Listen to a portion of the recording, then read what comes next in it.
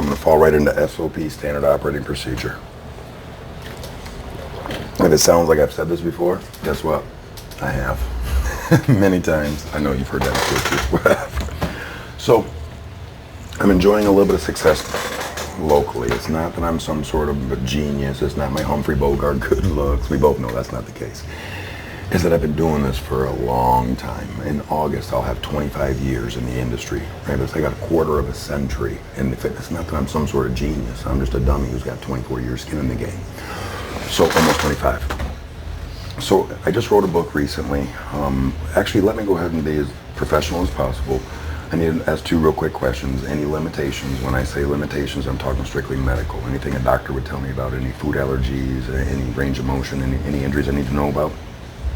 No, I don't think Okay, so. okay. Anything you view as a potential limitation? No. Okay.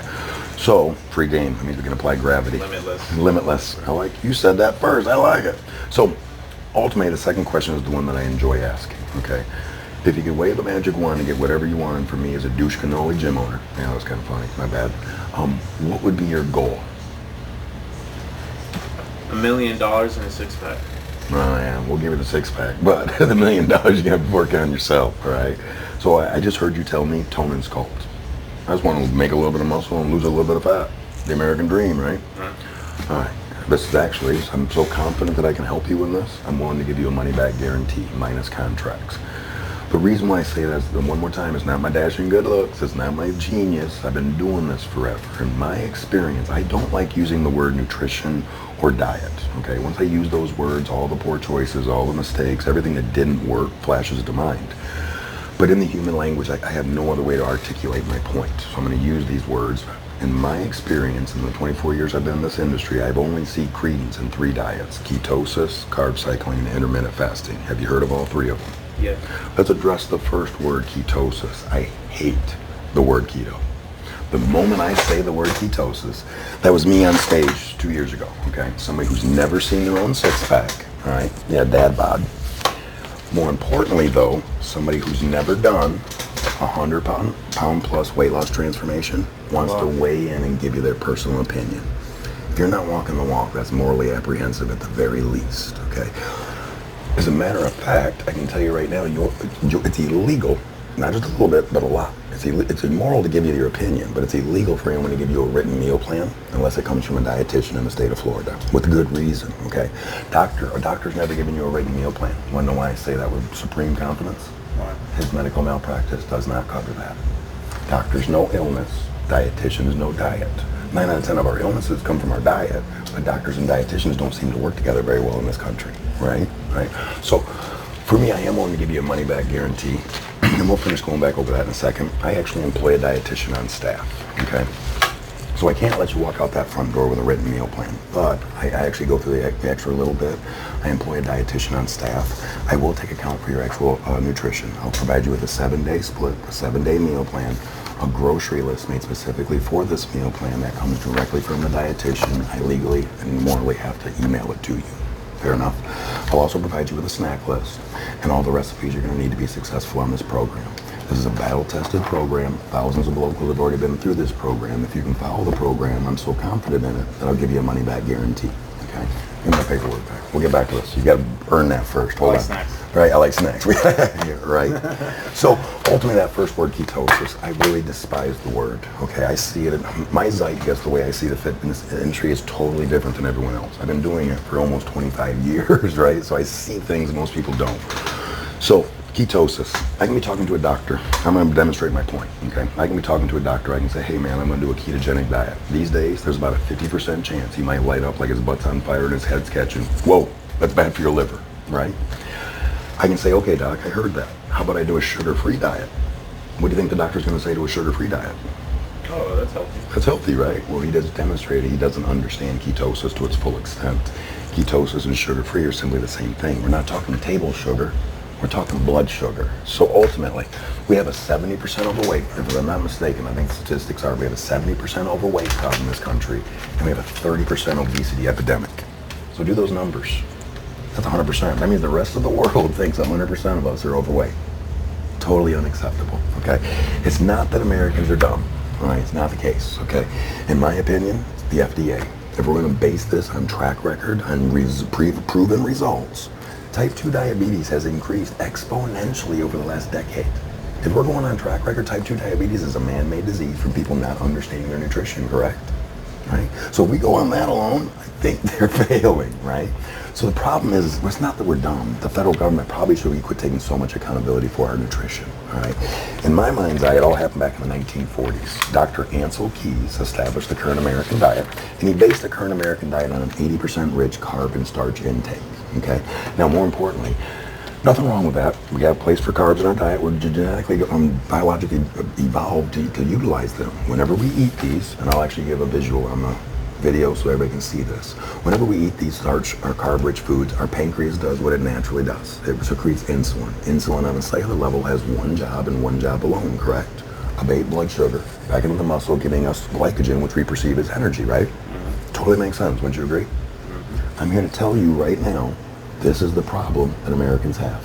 80% of our diet is blood sugar, correct?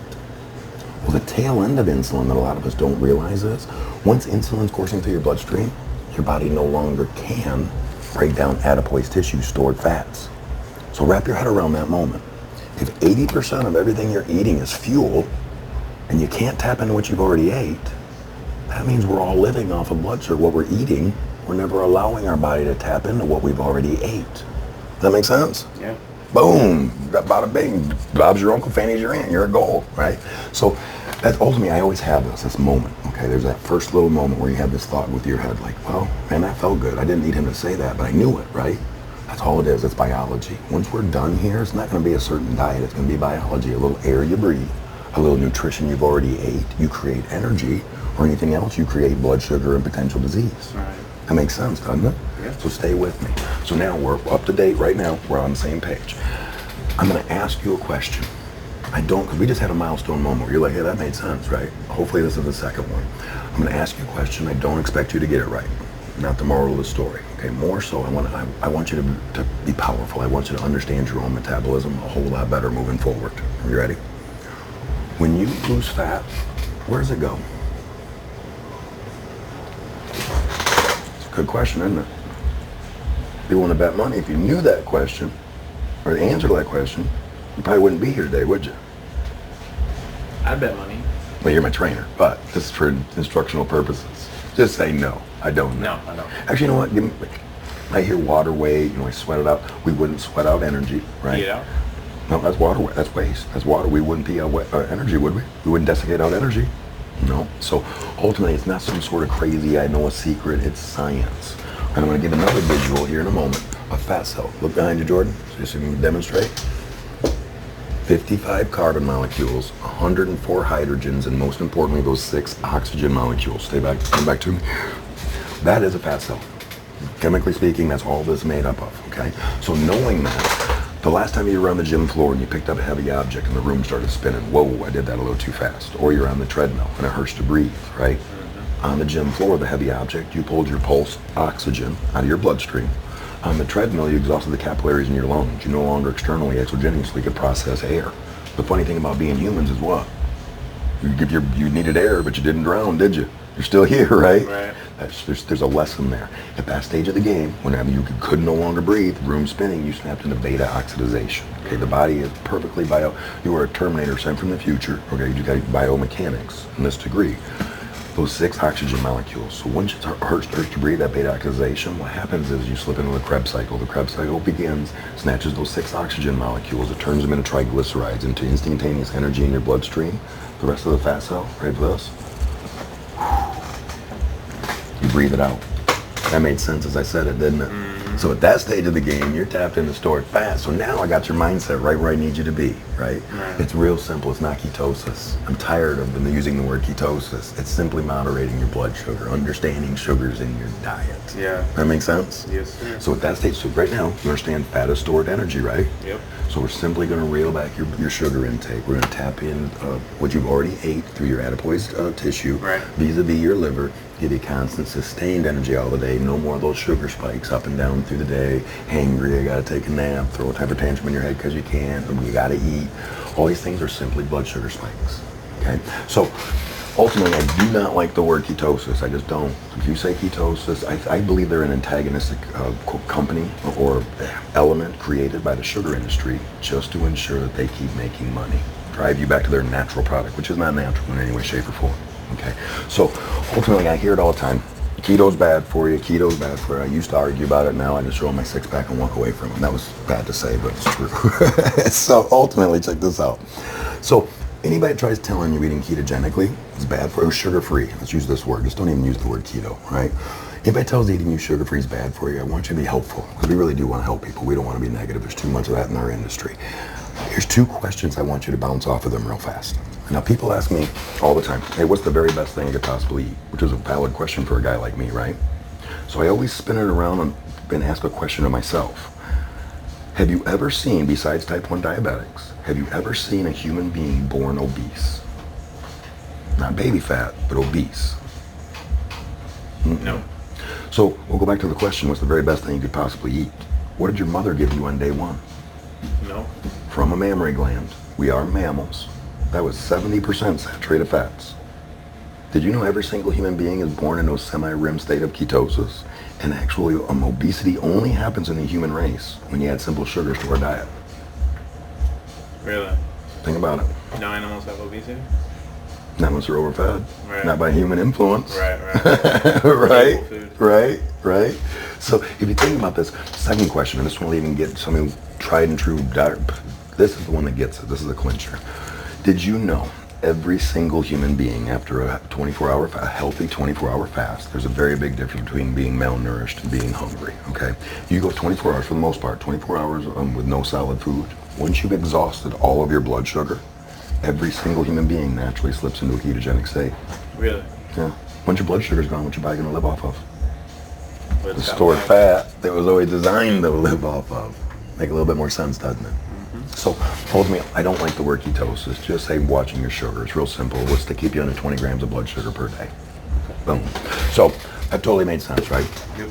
So I didn't just wrap my head around ketosis. And I actually have a specific way of eating, all right? I've only seen credence in the three diets: ketosis, carb cycling, and intermittent fasting. We've covered sugar-free, okay, or sugar moderation. We're going to dive into carb cycling. Carb cycling, in my experience, is all that bro science. You know, I got to have my gummy bears and my chocolate milk to make muscle. I have never seen any real credence come out of that industry or that element of the industry. Here's an example. We all know that one guy, right? He's 40 years old. He's got 2 shoulder surgeries. He's type 2 diabetic. He's shooting up everything. He's on everything but roller skates, right? But he looks amazing. Everybody at the gym wants to run up to him and be like, dude, you look awesome. Man, how'd you do it, right? Me and you, Jordan, we're leaning up against the wall looking at our watches. He's going to die of a heart attack in 5 minutes, right? But the people, I don't understand why Americans even look to that element. They don't help anybody but themselves. But in my experience in the industry, there's really not too much science there. What I do see credence in is a refeed. A refeed is a tactical way of calling it a cheat day, but it's not going to be a cheat. It's going to be a conscious choice that you decide to make. Okay, you ready for this? Do you like pineapple? Yeah. Okay, we're going to come back and readdress that. So let me see if you can relate to me. Most people can. We've all done the athletic diet. I want to be an athlete, so eat chicken and broccoli, right? First 4 to 5 weeks, you start seeing results, scales whispering sweet nothings to you. Friends are telling you, Jordan, looking good, I'm seeing your face, right? Stay with me, see if you can relate to this. Normally about the 6th or 7th weekend, we almost all come to the same point. You get up in the morning, you smash out your actual workout, you go to work, you're social, do your gym time. At the end of the night, you come back to that chicken and broccoli, and you don't want to eat it. You got to force feed. And about a week later, the scale plateaus. And about a week after that, screw this diet. I'm going drinking with the guys. I'm out of here, right? Yeah. So ultimately, the reason for that is leptin. Leptin's a hormone that directly affects your brain, tells your brain 2 things. When you're satiated, get up off the dinner table, and when to lose weight. If you keep eating the same foods, sugar-free chicken and broccoli, or sugar-free foods, you're going to build up antibodies in your bloodstream. Those antibodies directly correlate with that hormone leptin. It is a hormone, just like testosterone, just like estrogen. Most hormones answer the pituitary gland, the linchpin of the endocrine system, right? Not leptin. We found it back in 1995. It's actually regulated by the fat membrane itself. So you don't need a medication. We're going to reintroduce pineapple that we already mentioned, okay? So for me, I believe carbs totally have a place in our diet, okay? But I believe they're more of a celebratory food. I'm going to use birthday cake as a perfect example. You ready for this? If you ate birthday cake every day of the year until your next birthday, do you think you'd make it? Probably not. And you wouldn't appreciate the way you arrived, diabetic and half dead, right? So I believe there's a place for them. It's just not 80% of our daily intake needs to be blood sugar. Okay. Right. So ultimately, on Saturday, and this is all provided via the meal plan through the dietitian. Okay. On Saturday, I prescribe a refeed. I have all my clients do the same thing. I want you for the first 2 refeeds, I want you to follow a structure. Okay. I want you to grab 2 cord pineapples from Publix or in your local grocery store. A cord pineapple, so the average American ingests about 300 grams of sugar per day. When I say it out loud, that's wow. That's not moderation in any way, shape, or form. So I want you to show a little bit of moderation. You're going to stay under 150 grams of sugar on your refeed, okay? So ultimately, on Saturday, you're going to get 2 cord pineapples, the clear container, skinned and cored, right, and a rotisserie chicken. You're going to avoid the sugar-free way of eating, and you're actually going to intentionally give yourself a blood sugar spike, okay? Now, the first 2 weekends, I want you to do chicken and pineapple. All this really is at the 3rd, 4th, 5th week. Moving on, you can do whatever you want. Just don't tell me about it. Stay under 2,000 calories on your refeeds and stay under 150 grams of sugar is the rule. But the first 2 weekends, I really want you to do the chicken and pineapple, and here's why. Our lives happen so fast, you just don't even realize that you're a biomechanical machine. You're my Terminator, okay? Once you actually take a moment and pause and go that time without sugars in your diet, on Saturday, you're going to feel like crap.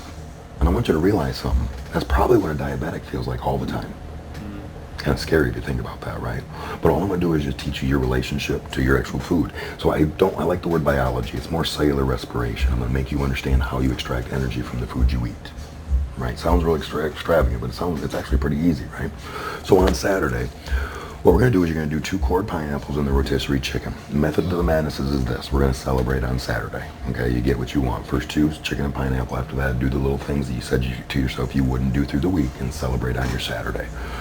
Now, there's got to be, well, actually, let me go ahead and cover the science a little bit more on that. So the method to the madness is this. If you're doing this correctly and you've actually eliminated sugars from your diet, ketones are going to become the primary fuel source running through your system, right? Well, that means you don't have blood sugar spikes. That means your pancreas doesn't have to secrete insulin very often, right? So by building up those antibodies, by eating these sugar-free foods, the same foods weekly, you're going to end up building those antibodies, impacting that leptin hormone, which in turn is going to stop you from losing in the future, right? Baby, I'm recording right now. I was free. Wave at the camera. Wave. Now get out of here. Go, go, go. All right, so ultimately, where did I leave off? The hormones. Okay, so you're going to be eating the same foods over and over, which in turn start building up those antibodies, but we're going to cut it off at the pass. On Saturday, you're going to intentionally give yourself a blood sugar spike, okay? And the reason for this is the fructose in the pineapple has a very high glycemic index. Real fancy way of saying it burns really hot and really fast. Hydrochloric acid interacts with it, liver kicks out blood sugar, pancreas secretes insulin. Insulin on a cellular level will push the antibodies out of your bloodstream, allowing your leptin levels to re-correlate to normal levels. Makes sense, doesn't it? It's going to be a metabolic reboot. I'm just teaching you moderation, right? So this sounds awesome, right? Where do I sign up?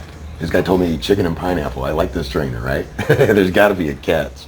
Bear with me. Bear with me. So I mentioned the 3 diets, right? Sugar-free ketosis, carb cycling, and intermittent fasting. Here's the catch. So let's say 8 p.m. Saturday, you've had your last piece of chicken and pineapple.